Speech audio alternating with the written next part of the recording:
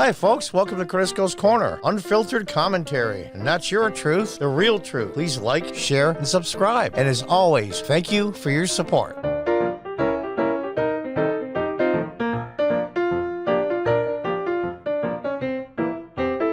Hi folks, welcome back.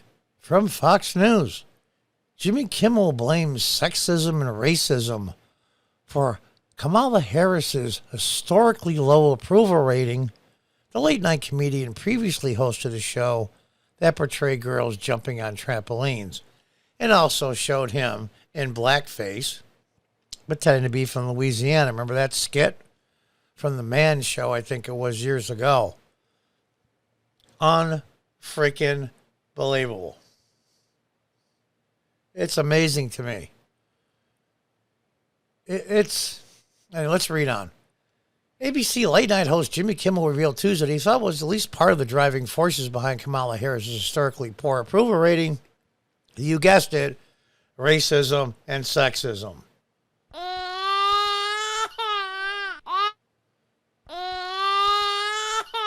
That's okay, Jimmy. It's okay.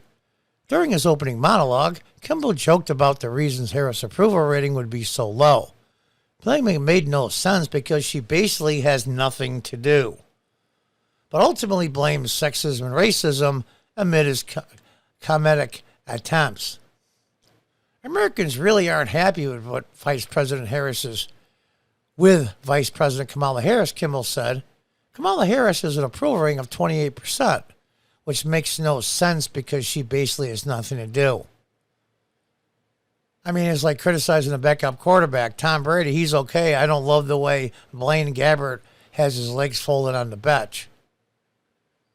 Now, here's the funny part.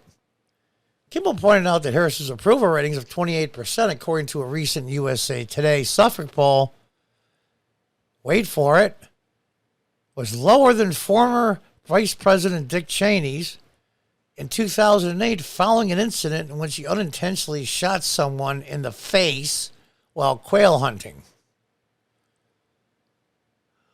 Well, not big surprise, because the outcast Republican Liz Cheney, they are related. Yeah, of course they are.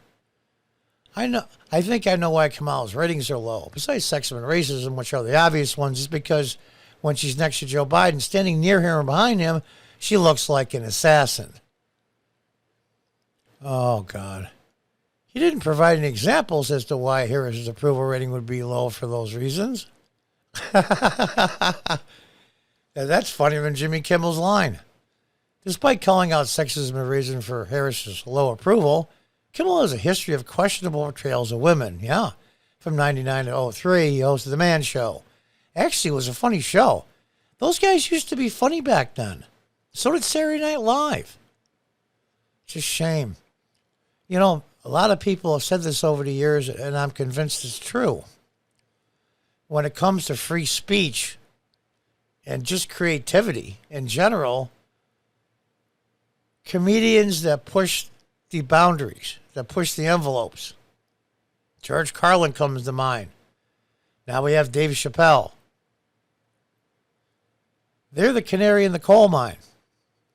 When they're being stifled, just like the canary in the coal mine, if the canary dies, the miners knew there was gas they couldn't smell that would kill them, and they got out. Maybe it's the same. They celebrated and lampooned typical male stereotypes. One of the most famous segments was each show concluding with girls jumping on trampolines. I noticed they didn't put when he was in blackface representing a guy from Louisiana. Harris's approval rating is the lowest of any modern vice president. A majority, 51% of poll response, disapprove of the job she's doing, while 51% were undecided. President Joe Biden fared slightly better in the poll. Well, that's a pretty low bar, with 38% approval, while 59% disapproved. And I want to mention one thing before we go to the next little bit of reasons why Kamala Harris is so unliked, even by her own Democrats. If Jimmy Kimmel is right, if he's right, if it's all about racism, then you ought to see the next little clip. A little story from last year concerning Kamala Harris. Is he saying that all Democrats, over 90% of them, are racist? Let's take a look. Remember this? Kamala Harris's final poll number in home state of California, 7%. That's her home state, where she held statewide office as Attorney General and statewide office as the U.S. Senator. So if it's about sexism and racism, maybe that's the truest statement you ever made. Because 93% of Democrats, people in her own party, rejected her. And that's in her home state. Kamala Harris emerged as former Vice President Joe Biden's running mate. This is from August 2020, remember.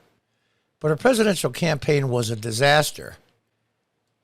Even her home state, Harris struggled to build support, finishing 7% in California. Harris started slowly in California, only reaching fourth place in the crowded field in June 2019 with 13%. Unbelievable.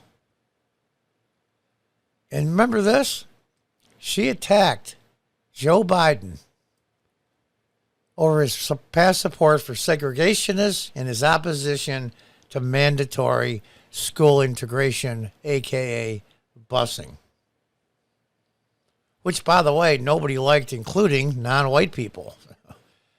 Leave it to the Democrats to do something that just makes everybody mad. How about this? How about the fact that she just sucks and nobody likes her? Now, I have to say, with the election of Joe Biden as president and Kamala Harris as vice president, there are two people that are breathing a sigh of relief, and they're both living. One is Jimmy Carter, who, at least in my lifetime, won't go down as the worst president there ever was. And I'll be 65 soon. And actually, Hillary Clinton can breathe a sigh of relief because she's not the most dislikable person in the Democrat Party. She's breathing a sigh of relief because Kamala Harris is by far the worst. By late November, this is last year, remember, a poll in the Berkeley Institute of Governmental Studies for the Los Angeles Times, which has a real bad bias for her, supposedly, she was a sitting U.S. Senator from California,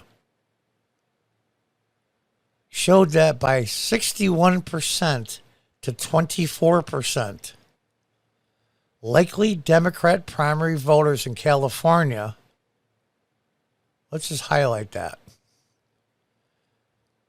61 to 24% likely Democratic primary voters in California thought Harris should quit the race. Harris was at 7%.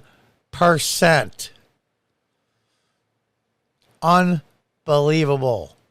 She went from 23% to 8.3% in her own state.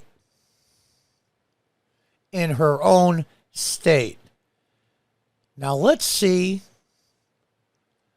our vice president, and I'll be respectful and say Vice President Harris was recently in Paris. And let's just see how she represented the United States with her superior intelligence and just plain old charm and wit. Be honest with you, this was her presidential campaign last year. This was the theme song every time she came out for a rally.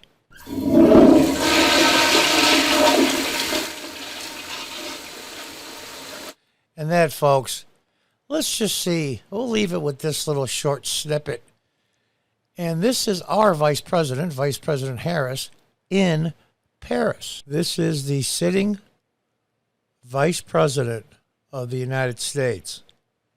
And as we all know, Biden will never make out the term. My guess is towards the end of January of next year. That way they can say Biden didn't go less than a year before he quit. And I want you to look at this.